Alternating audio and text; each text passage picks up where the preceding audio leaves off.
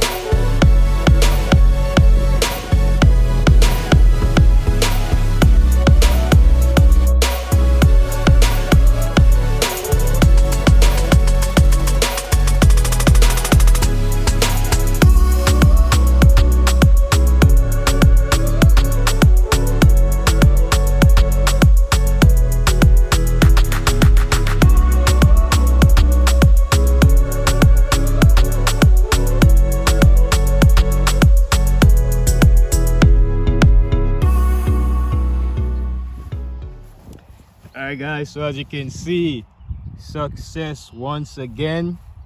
Bixler V2 with a EDF, good, glides pretty good. Just once again guys, if you choose to do these mods, go ahead. This is just a 50mm EDF motor, and with my battery, a 2200 milliamp battery, and this thing flies pretty good. So I'm gonna take it up one more time.